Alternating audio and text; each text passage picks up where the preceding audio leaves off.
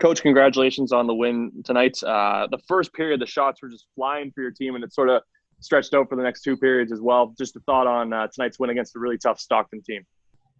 Real good game. I thought again, we played a solid 60 minutes. The effort was there. Guys are battling hard. Their shift length was right. The energy level was right, and the way they competed was right. So it was a real solid game, and we won the special teams battle. Our goalie was pretty solid. I thought it was a full 60 minutes, and all players contributed in all ways, offensively and defensively. It was a real good game for us. You talk about the importance of your goaltender. This was his 200th game in a Manitoba Moose jersey. Tied Corey Schneider for the franchise lead in wins with 84. I know it's tough to just summarize in just in a minute, but like just the importance of Eric Comrie to this entire Winnipeg Jets Manitoba Moose organization, and just a thought on him tying Corey Schneider for that franchise record in wins. Well, what he brings to the team, you're right. We don't have enough time right now, but first and foremost, he competes hard. He pushes the pace in practices, in the games. He's very demanding on himself. He's got great leadership skills. He's got tremendous amount of experience now. He's a guy that you can rely on. He's a real good pro, very positive. He brings a real positive energy into the dressing room. And whatever challenge we're facing, Eric Comrie will be part of the solution. So we're very lucky to have a guy like him. He's certainly part of the leadership group. He's a guy that brings his best to the table every single day, and with the right attitude. And the other thing that I want to mention is he's a guy that he's all about the team. It's never about himself. It's always about the team. So, he's been a very good soldier for us. He's been a very good teammate, and a real fun guy to work with from the coach's perspective. Dylan Sandberg was able to also notch his first AHL point on David Gustafson's goal. You have Dylan Kerr. You had him paired at the start of the game anyways with Jonathan Kovacevic. How much do you think Dylan's been learning from Jonathan over these first, I guess it started in 16 games for the team, but how much has Dylan been learning so far in the AHL, and how good is that for him to finally get rewarded with a point on the board? Well, especially for D-men, I think we're looking to find chemistry between two guys and see what's going to work and what doesn't necessarily work. And it seems like him and Covey, the combination of those two is very positive for both of them. I think Covey is playing extremely well right now. Sandberg is in his first pro year, and he's learning from Covey, but he's learning from all the D-men, and we can see the progression. His routes are good. He plays a physical game in his one-on-one battles. He's got a heavy stick. So there's a lot to like. There's a lot to improve. But in his first year, being matched up and with an older player like Covey, it certainly helps.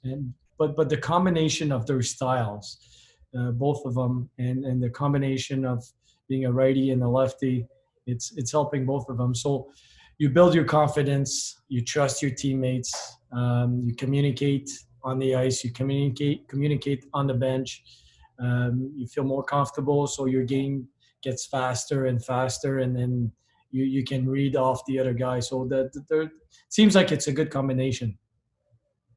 And then last one for me, but this grind of a first part of your schedule is over now, finally, after 16 games, just under, about a month. Just how important is this little bit of rest going to be before the schedule again picks up and after the following the 2-week break?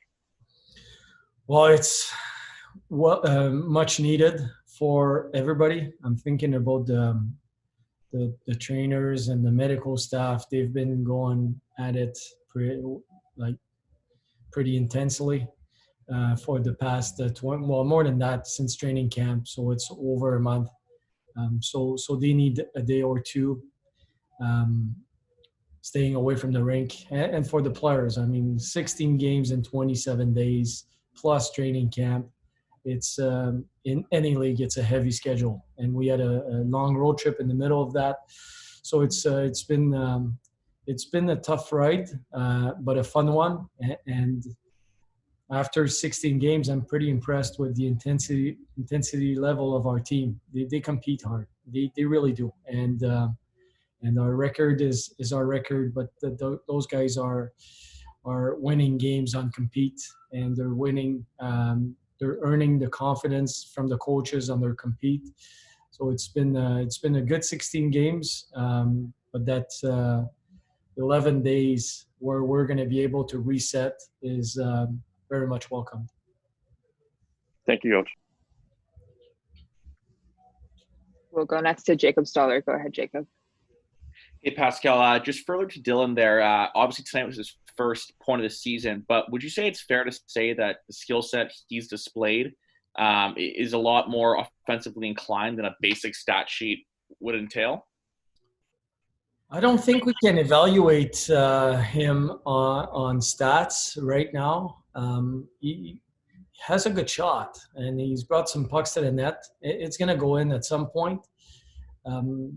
His reads are decent. Like, he's adjusting. It's a new game for him in the sense that it's a new system. It's a new league. There's a lot of new things.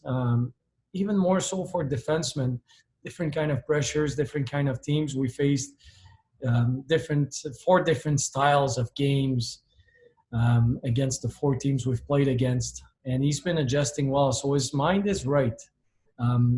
Just the quickness of his decisions are getting better and better, and I think his game is, first we need to evaluate him as a defender, having good sticks and winning his one-on-one battles, breaking plays, killing plays, and then attacking, making that good first pass. Good for him that he had his first point tonight, but it's not. I don't evaluate him on points. Do you have any sort of injury update on Cole Perfetti? No, I haven't spoke to the trainers yet. And one more thing here, Ville Heinola, another strong, not just offensive, but all-around performance. Would you say that from this first chunk, at his best, he's been a dominant force at this level, or is there more to be done? No, he is a real good player. In the short amount of time he played for us last year and for the Jets, I think that gave him a real good idea on what needs to be done. But he's a very smart guy that can move the puck. He's shifty, and he's quietly confident. Like, you don't hear him much, but he makes plays on the ice, and he's confident with the puck. He's confident in his stick. His gap control is really good. He breaks a lot of plays in the neutral zone. All of our D are doing a real good job, and Ville is one of them. He's doing a real good job at breaking plays. So his defensive game, when you're able to break plays in the neutral zone, then you don't have to go and pick it up under pressure in the D zone. So he's doing that, and he's becoming better and better at that. Reminds me a little bit of Toby Enstrom in that regard. Real good stick, real good reads in the neutral zone. But he's certainly, some nights I would tell you he was the best player on the ice. He's been really good for us.